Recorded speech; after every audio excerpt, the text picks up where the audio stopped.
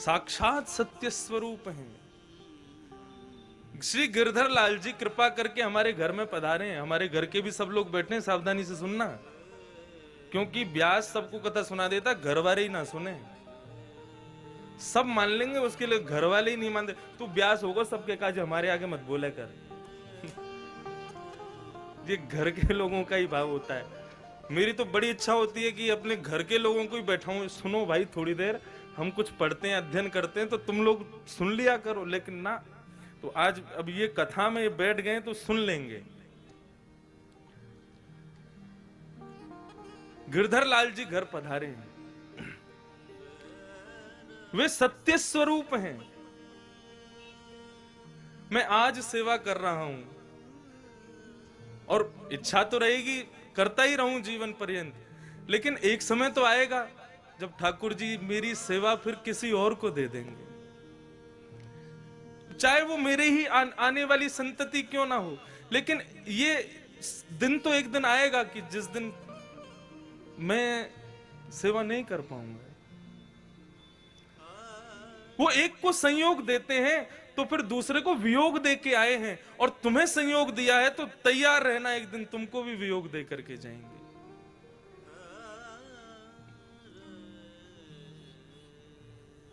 मैं बदल जाऊंगा, अर्चक बदल जाएगा, लेकिन अर्चा अवतार वैसा का वैसा ही रहेगा। वे कभी नहीं बदलेंगे।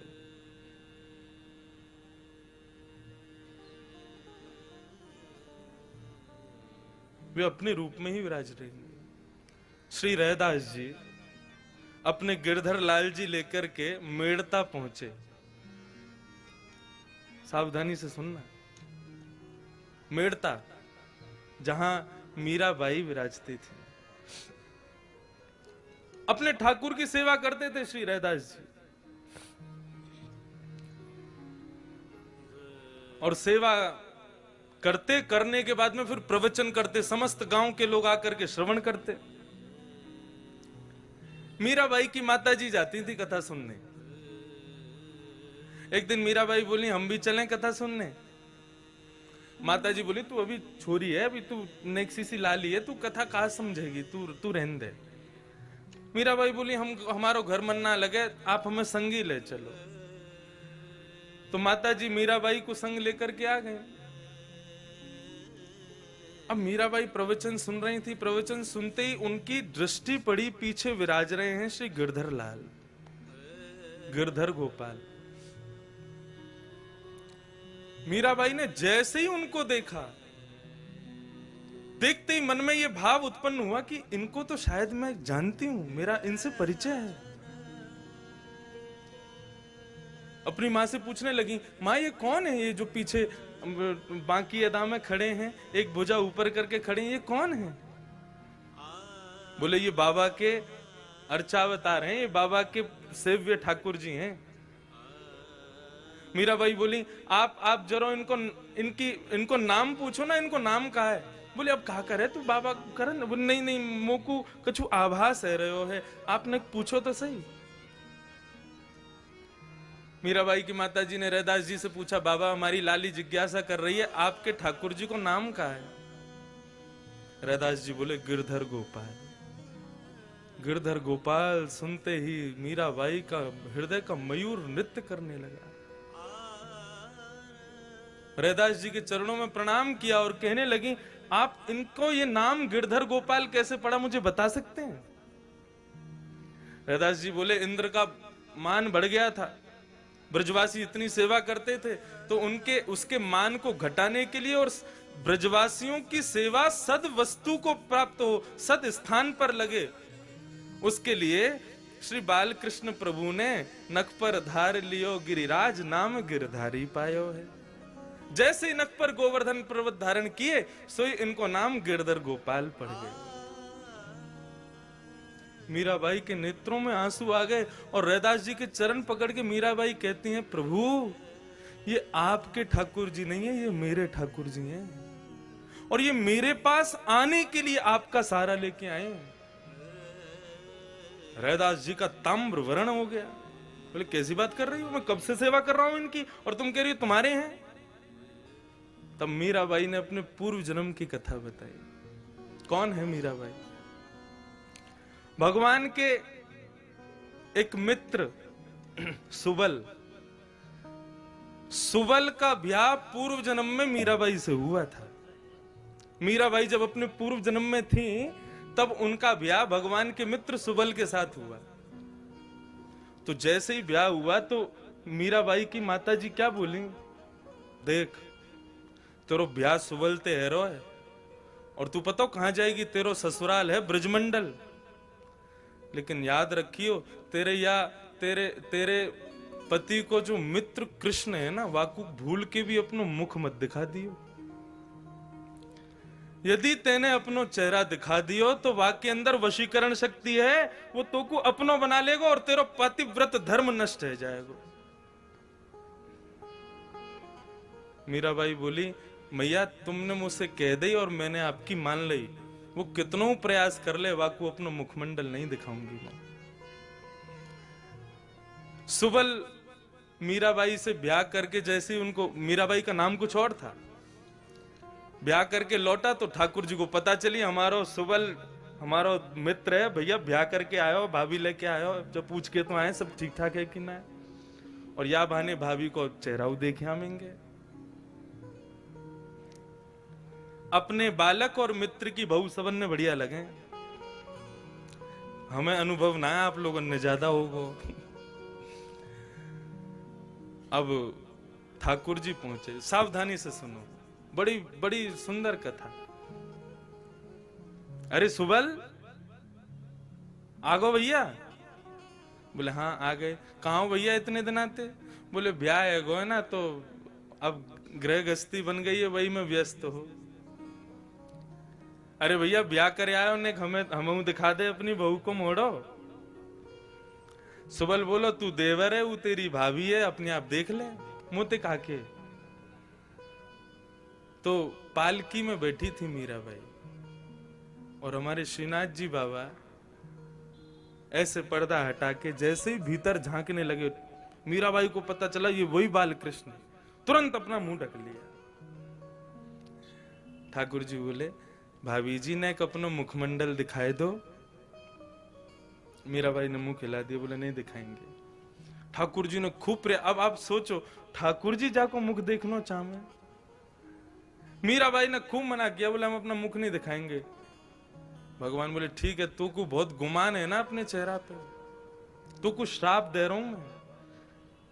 एक दिन तू जिस स्वरूप को तू अपना चेहरा नहीं दिखा रही है ना, यही स्वरूप की प्राप्ति के लिए तड़पेगी तू, और मेरा दर्शन नहीं हो पाएगा तू को।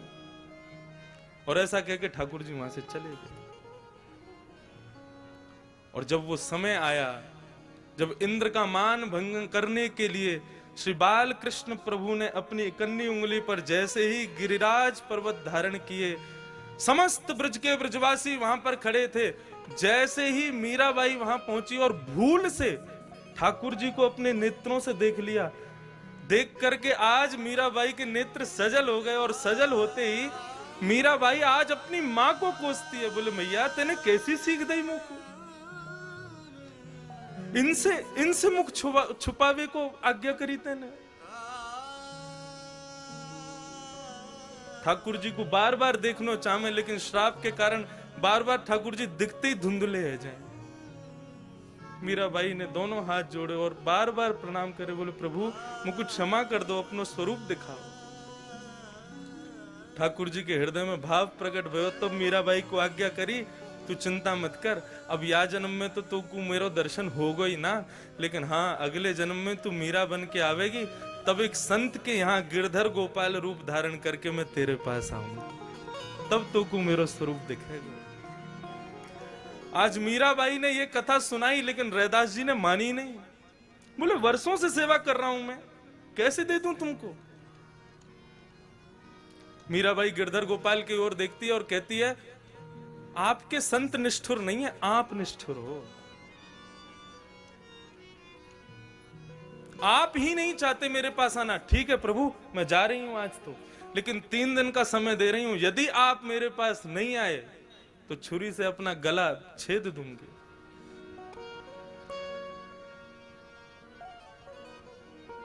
चली गई मीराबाई। 3 दिन व्यतीत हुए। 3 दिन बाद जैसे ही ठाकुर जी नहीं आते दिखे मीराबाई को, तुरंत छुरी लेकर के अपने गले पर रख के बैठी, लेकिन मां ने बहुत याचना करके उनको रोक लिया। मां ने कहा ऐसे तू या प्रकार से अपने शरीर को दुष्प्रहार ना कर सके। मीराबाई बोली यदि आप ऐसे मुझे बचा लोगी तो मैं दूसरे कारण है मेरे पास, मैं जल छोड़ दूंगी, अन्न त्याग दूंगी यदि गिरधर गोपाल नहीं आए तो। शुष्क हो गया पूरा शरीर। ठाकुर जी से भी ये विरह देखा नहीं गया। और एक दिन श्री रैदास जी के स्वप्न में श्री गिरधरनाथ जी प्रकट हो गए और प्रकट होकर के उनसे कहा बाबा मुझको क्षमा करो, मैं भले ही आप मेरी सेवा करते हैं और आपकी सेवा से मैं बहुत प्रसन्न भी हूं, लेकिन अब मैं आपके पास नहीं रह सकता। मैंने ये रूप मीराबाई के लिए धारण किया है और मैंने ही कहा था कि मैं संत के माध्यम से मिलूंगा। एक संत मुझे अर्चना करके, मेरे विग्रह की सुंदर पूजा अर्चना करके पूर्ण रूपेण मुझे पर ब्रह्म के रूप में निर्मित कर देगा, तब मैं मीराबाई के पास जाऊंगा। अब आप मुझे उसी को दिया। अब जब स्वयं ठाकुर जी की आज्ञा हो गई फिर रैदास जी कैसे रुकते। रैदास जी विचरते विचरते, अब रैदास जी के हृदय की भावना तो जो अपने सेव्य ठाकुर की सेवा करते होंगे वे जानते होंगे कि अपने सेव्य को अपने से दूर करना कितना कष्टदायी होता है। श्री रैदास जी विचरण करते करते मीराबाई के यहां पहुंचे और मीराबाई बिल्कुल अचेत मरणासन अवस्था में है। तब श्री रैदास जी ने अपने हृदय के ठाकुर जी को उनके सामने पधराया और तब ये पद गाया। मुझे 2 ही पंक्ति याद हैं, मैं बस ऐसे ही गा के सुनाऊं, सावधानी से सुनना। ले मीरा ले गिरधर तेरा, ले मीरा ले गिरधर तेरा, ले मीरा ले गिरधर तेरा, ले मीरा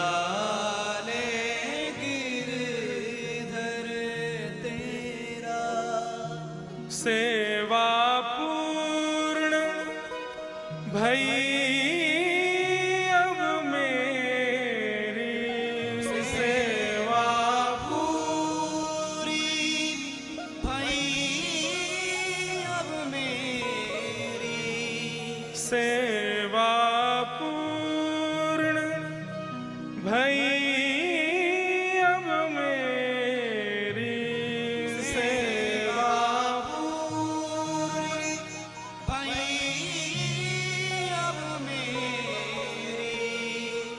जागा भाग है तेरा बेटी, ले मीरा ले गिरधर तेरा, ले मीरा ले गिरधर तेरा। और श्री रैदास जी महाराज अपने सेव्य, अपने निज ठाकुर जी को मीराबाई को दे आए और उसी दिन इसी राजस्थान की भूमि पर भक्त मीरा का द्वितीय जन्म हुआ। ऐसी भक्ति के अलख जगाई। आज भले ही अपने देह से ना हो, लेकिन अपनी वाणी से, अपने कृत्यों से आज भी मानो ऐसा लगता है कि मीराबाई रात्रि में सब सो जाते हैं, ठाकुर जी भी शयन करते हैं हम लोगों के लिए, लेकिन कपाट बंद होते ही मानो मीराबाई जैसे भक्तों के साथ में ही लीला करते हैं। ये भक्ति की वो परिणति है जहां तक हर वैष्णव पहुंचना चाहता है, लेकिन संसार के माया के कारण नहीं पहुंच पाता। तो वही भाव, ये कथा क्यों कह रहा हूं मैं, अर्चावतार का ये स्वरूप है कि वो एक को संयोग देता है तो किसी को वियोग दे के आया है। और आपको संयोग दिया है तो एक दिन आपको भी वियोग देगा। आज नहीं तो कल भले ही मेरे वंश में आगे के लोग गिरधर लाल की सेवा करें, लेकिन मुझसे तो सेवा जाएगी ही ना। इसलिए अपने अर्चावतार को जितना हो सके, अपने नन्हे से गोपाल जी या जो भी आपके घर में अर्चावतार के रूप में विराज रहे हैं, उनकी खूब सेवा करो। वे आपकी सेवा